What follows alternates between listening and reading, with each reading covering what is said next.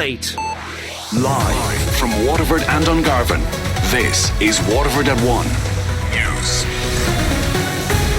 Good afternoon, I'm Liz Reddy. Today's top stories. Strict visitor restrictions have been introduced with immediate effect at University Hospital Waterford. Plans by Glanbia for a €140 million cheese manufacturing facility in Bellevue have been put on hold following objections by two environmental groups. Waterford City and County Council set to receive €7.5 million in funding for road maintenance and upgrade works. And in sport, Joe Goff of West Waterford AC has won the European Master Middle Distance Athlete of the Year for 2019. Strict visitor restrictions have been introduced with immediate effect at University Hospital Waterford to help prevent the spread of flu.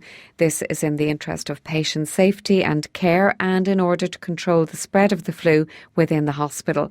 With immediate effect, visiting is closed to all inpatient wards except if visiting children or those who are critically ill. Only parents, guardians are authorised to visit children at the hospital paediatric unit. Visiting in the maternity unit is limited to partners or next of kin. Exceptions to visiting restrictions will, if required, be facilitated on an individual case basis. The hospital has appealed to members of the public to only attend if absolutely necessary and to not visit if they've had flu-like symptoms in the previous 4 days or have been in recent contact with a person who has had flu or respiratory type symptoms. Meanwhile, the HSE says most flu-like symptoms can be treated by people at home, and they're advising people to only visit A&E if necessary. 8 people have died so far this winter due to flu-related illnesses. The HSE is advising influenza activity can circulate for at least the next 8 to 12 weeks. The Assistant National Director of Public Health at the HSE is Dr. Kevin Kelleher. Normally, in our season, we get a start is with what's called the respiratory syncytial virus, and that normally starts, and then we get 4 or 5 weeks of that, and then the flu season starts. What's actually happened this year is that the flu season has started around the same time as the RSV, so we've done the double hit of both of those at the same time. So that's really making things worse. So the flu season has started earlier this year.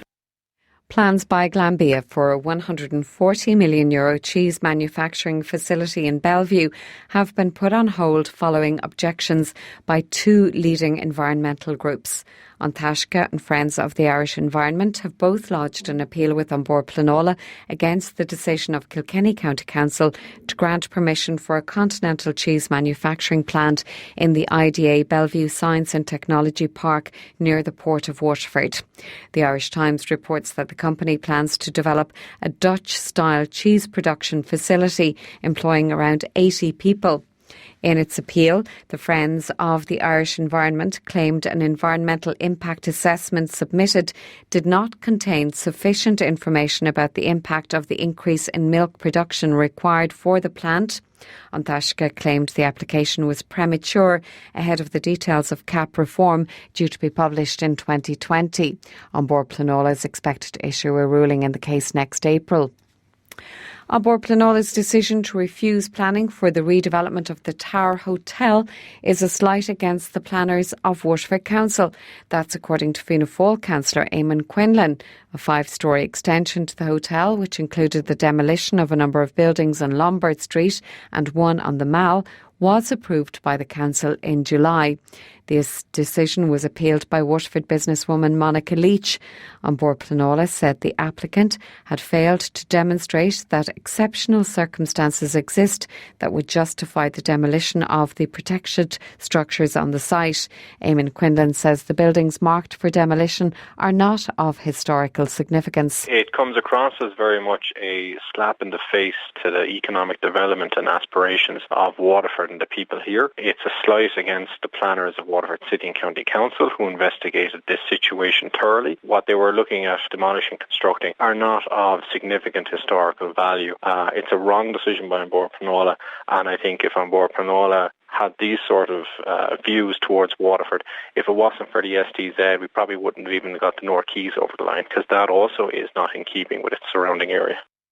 He says the decision sends out the wrong message to potential investors. One of the items that they pointed to in terms of if it went up 5 or 6 stories, that it would impede upon light around surrounding buildings. The surrounding buildings such as 35 The Mall, the Gallery of Modern Art, all these buildings are actually owned and operated by Waterford City and County Council, and we had no issue in this regard. Unfortunately, I think it sends out a negative signal in terms of investment towards people looking at Waterford, that if they want to go big, if they want to go bold, unfortunately it does not appear that Waterford will be allowed to do that. Waterford City and County Council is set to receive €7.5 million in funding for road maintenance and upgrade works. Transport Minister Shane Ross has announced €450 million in funding to local authorities for the national road network across the country.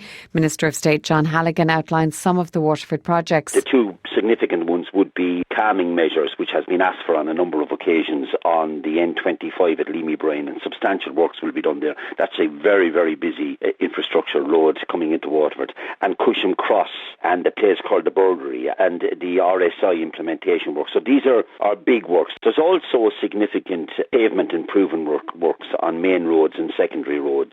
He explains why Carl's Cross, which has seen 3 fatal crashes over the past year, isn't included in the 2020 allocation. There is a submission gone in to the transport infrastructure on behalf of the council, and they're in discussions on that. So we're hoping for more news actually next month on that particular area. A Waterford farmer says he's barely scraping a living due to supermarkets slashing the price of vegetables. James O'Donnell from Ardmore appeared on RT's Ear to the Ground last night. The programme revealed that the number of vegetable growers in the country is now down to just 160.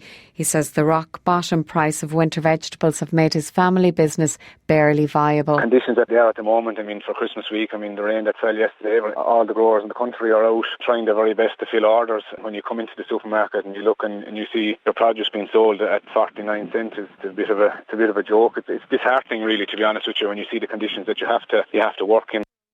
Some driving tests in Waterford have been cancelled due to dense fog this morning. The Road Safety Authority says that morning fog caused disruption around the country. Morning tests were cancelled at centres in Waterford, Carlow, Clonmel, Castlebar and parts of Galway, Cork and Limerick. The RSA says alternative driving tests will be arranged free of charge. New family-focused events are taking place in libraries across Waterford City and County. Family Time is an initiative under the Right to Read campaign supporting literacy in local authorities. Events including Christmas story times, music and coffee mornings will take place across all 12 library branches in Waterford. And Dyke's staff officer in Dungarvan Library outlines what's happening. Christmas coffee morning with one of the local schools, St Mary's Primary School Choir. They're singing Christmas carols. And then we have a taste of music where children are coming in and they're performing music, and they bring all their parents and their grandparents to listen to them. And then we have Group Esprit, which is a bilingual mother and toddler group, and they have a little Christmas party. So it's a great way to learn Irish, to promote the Irish language as we're very near Ring, and also to be a friendly toddler space.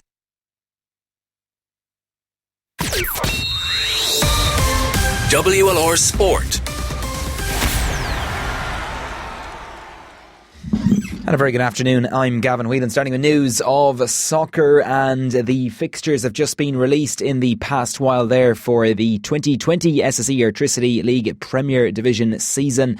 Waterford FC have been handed an away trip for the opening game of the season. They'll be away to St Patrick's Athletic on the opening night of the season. February 14th is when it all kicks off for the Blues. We'll have full details on our upcoming bulletins, but Waterford FC away then to St Patrick's Athletic on the opening game of the new season. That will be at Richmond Park.